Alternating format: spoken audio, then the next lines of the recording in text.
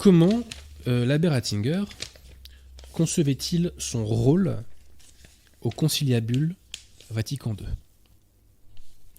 Et comment concevait-il tout court le rôle du conciliabule?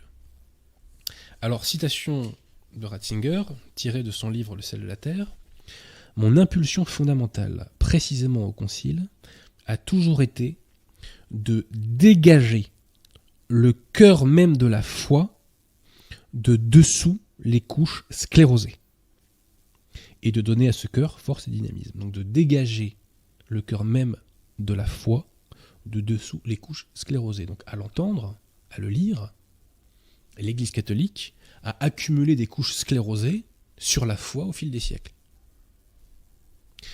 Question: quelles sont ces couches sclérosées? Je réponds à cela: il n'y en a absolument aucune. En revanche, il est vrai, dans la foi catholique, il y a de nombreux remparts contre le modernisme. Alors, dans la logique de Ratzinger, comment se débarrasser de ces fameuses couches sclérosées? Eh bien, il nous l'explique dans un discours très important qu'il a fait alors qu'il était un faux pape, discours du 22 décembre 2005, qui est le discours-programme de son pseudo-pontificat. Que nous dit Ratzinger? Il nous dit que pour se débarrasser des couches sclérosées, il ne dit pas ça comme ça, mais c'est ça que ça signifie, eh bien, il faut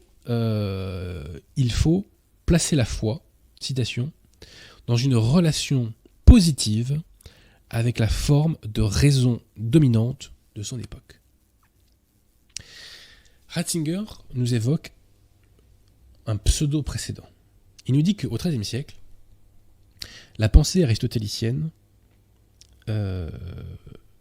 arrive en Europe et que saint Thomas, citation, joue le rôle de médiateur, le mot est important, de médiateur dans la nouvelle rencontre entre la foi et la philosophie aristotélicienne.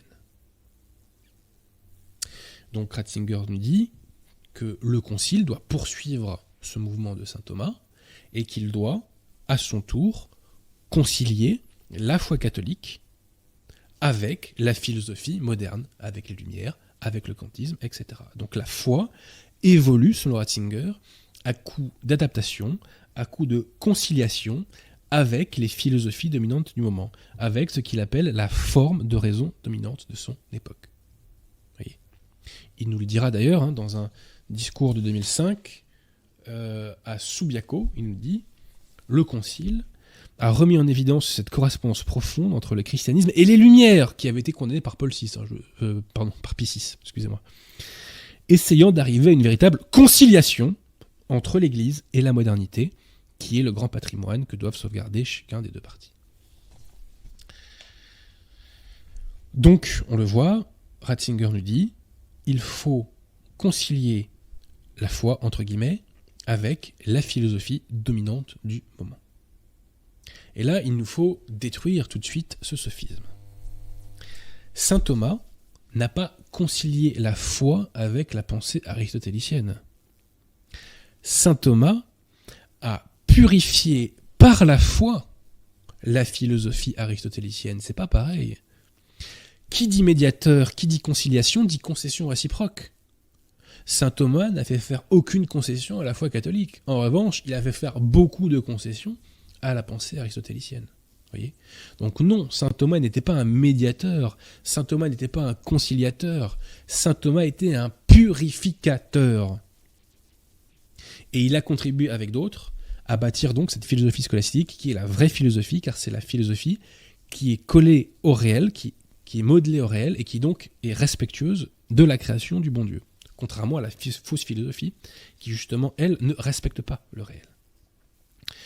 Et donc, contrairement à ce que nous dit Ratzinger, il ne faut pas concilier la foi catholique. On n'a pas à concilier la foi catholique avec le kantisme.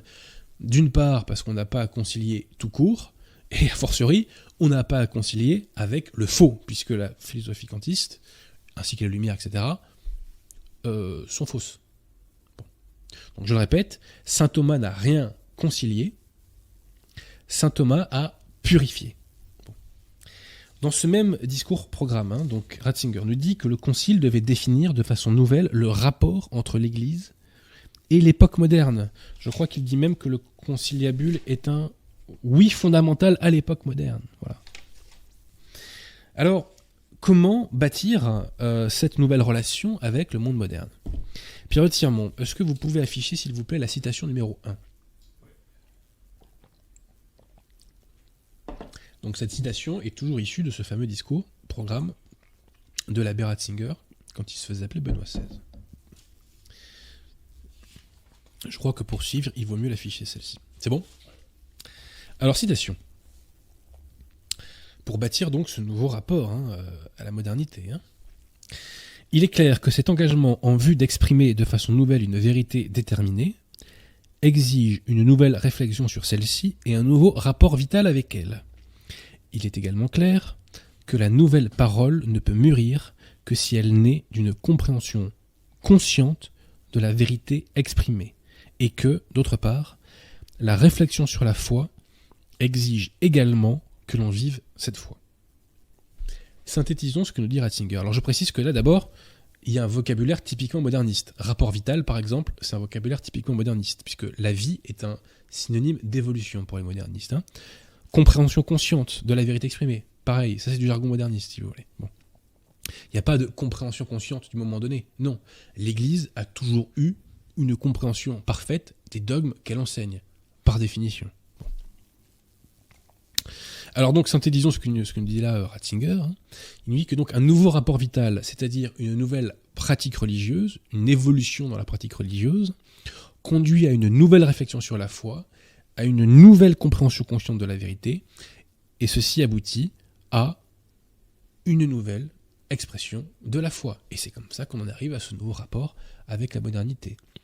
Sauf que petit problème, comme le relève Monseigneur Lefebvre dans une célèbre conférence de 1977, si vous modifiez la forme, vous modifiez la substance. Et donc, on change de religion.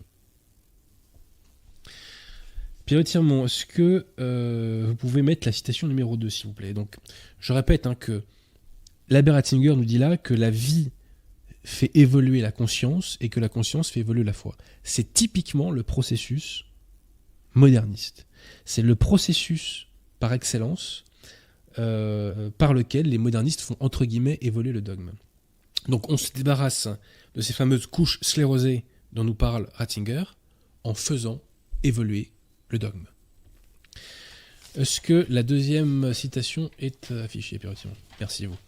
Donc citation. Dans ce processus de nouveauté dans la continuité, nous devions apprendre à comprendre plus concrètement qu'auparavant que les décisions de l'Église en ce qui concerne les faits contingents devaient nécessairement être elles-mêmes contingentes, précisément parce qu'elles se référaient à une réalité déterminée et en soi changeante. Que nous dit là Ratzinger ? Il nous dit, parce que les décisions de l'Église se référaient à une réalité déterminée, ces mêmes décisions s'oblitèrent lorsque disparaît ou s'oblitèrent en même temps que la réalité visée. Donc lorsque la réalité disparaît, l'enseignement de l'Église disparaît ou évolue. L'obsession des modernistes, c'est de faire évoluer le dogme. N'oubliez jamais ça. Entre guillemets, comme si c'était possible. Poursuivons. Il fallait apprendre à reconnaître que dans de telles décisions, seuls les principes expriment l'aspect durable, demeurant en arrière-plan et en motivant la décision de l'intérieur. Il est exact, chers amis, que les principes expriment l'aspect durable, mais il est faux de dire, ou en tout cas d'insinuer, que des principes identiques conduisent à des décisions différentes. C'est pas sérieux de dire ça. 2 plus 2 feront toujours 4. Les mêmes principes, placés dans les mêmes circonstances, en matière de foi et de mœurs, aboutiront toujours à la même décision. L'abbé Ratzinger nous fait là un sophisme pour tromper ses fidèles. Poursuivons. En revanche, les formes concrètes, donc en fait, quand il parle de formes concrètes, là, il parle des décisions de l'Église, chers amis, en matière de foi et de mœurs, ne sont pas aussi permanentes. Elles dépendent de la situation historique et peuvent donc être soumises à des changements. Je vous l'ai dit, l'obsession des modernismes, c'est l'évolution de l'enseignement de l'Église. Et Ratzinger nous le dit. Les formes concrètes, donc c'est-à-dire les décisions historiques, dépendent, les décisions de l'Église en matière de foi et de mœurs dépendent de la situation historique. Donc nouvelle situation historique égale nouvel enseignement. C'est comme ça qu'on peut bazarder la condamnation des libertés religieuses, qu'on peut bazarder le syllabus, et qu'on peut faire derrière Dignitatis Humanae. Pierre Tirmont, pouvez-vous mettre la 3e citation, s'il vous plaît, parce qu'elle vaut son pesant de cacahuètes. Le Concile Vatican II, avec la nouvelle définition de la relation entre la foi de l'Église et certains éléments de la pensée moderne, donc c'est ce que je vous dis tout à l'heure, toujours adapté à la forme de raison dominante, a revisité ou également corrigé, ce mot est hallucinant, corrigé certaines décisions historiques. Alors je le répète, par décision historique, Ratzinger nous parle de l'enseignement de l'Église. Il nous parle de décisions de l'Église en matière de foi et de mœurs. Et que nous dit-il ? Il nous dit que le conciliabule a corrigé l'enseignement de l'Église. Le conciliabule a corrigé presque même les erreurs de l'Église. L'Église s'était trompée à le lire, puisqu'on a été obligé d'évoluer. Et c'est pourquoi Ratzinger, dans son ouvrage Principes de théologie catholique, écrit en 85, publié en 85, nous dira ceci: Gaudium et Spes, la constitution donc pastorale de Vatican II, joue un rôle de contre-syllabus. Syllabus, chers amis, qui était un texte infaillible, issu du magistère ordinaire de Pie IX.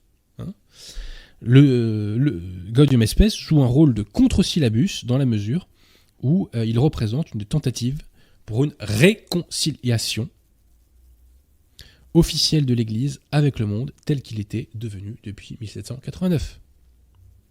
Donc là, Ratzinger dit très clairement que Vatican II, par ses pseudo-conciliations avec des fausses philosophies, contredit l'enseignement de l'Église, puisqu'ils ont fait un contre-syllabus, et il nous précise bien plus loin qu'il ne peut pas y avoir de retour au syllabus. Alors, ce qui est intéressant avec ce livre, Principes de théologie catholique, c'est que dedans, Ratzinger ne nie pas qu'il y a eu une crise de l'Église après le conciliabule Vatican II. Il ne nie pas que les églises se sont divisées, qu'il n'y a plus de vocation, etc. Quelle est son explication du phénomène ? Il nous dit que Vatican II s'était conçu comme un acte de pénitence. Qu'est-ce que c'est que cette histoire ? Et pire, il nous dit, page 415, que Vatican II était un acte de conversion. Ah bon ? L'Église n'avait pas la foi avant le conciliabule Vatican II ? Monsieur l'abbé Ratzinger ? Je ne comprends pas le sens de cette phrase. Bon. Et en fait, le problème, c'est que les pères conciliaires, nous dit Ratzinger, ont péché par excès de vertu. Il y avait trop de vertu, en fait, vous voyez ? Il y a eu une exagération de vertu. Et donc, au lieu de faire un simple acte de pénitence, cela s'est transformé en acte de négation de soi. Et c'est pourquoi on a tout voulu bazarder. Et il nous dit qu'il s'est développé pendant le conciliabule une forme d'auto-accusation. Faux, monsieur l'abbé Ratzinger. Il s'est développé une forme d'accusation de l'Église catholique par la secte moderniste. C'est la secte moderniste qui a accusé l'Église catholique. Ce n'est pas l'Église qui s'est auto-accusée. N'inversons pas les rôles. Bref, donc en résumé, Ratzinger nous enseigne que la foi, et donc l'enseignement de l'Église, doit s'adapter au fil des siècles, doit se concilier, donc doit faire des concessions à la forme de raison dominante. Retenez bien ça, parce que c'est avec ça qu'on peut comprendre le Père Matthieu, et qu'on peut comprendre pourquoi le Père Matthieu ne se fait pas sanctionner par sa hiérarchie. Dans les extraits du Père Matthieu qu'on a mis, rappelez-vous, celui-ci nous dit que la tradition évolue. C'est tout le combat du modernisme. Le modernisme veut rejeter l'enseignement de l'Église. Donc, pour le rejeter, comme il ne peut pas dire « nous nions le passé », eh bien, ils font, entre guillemets, évoluer l'enseignement infaillible de l'Église.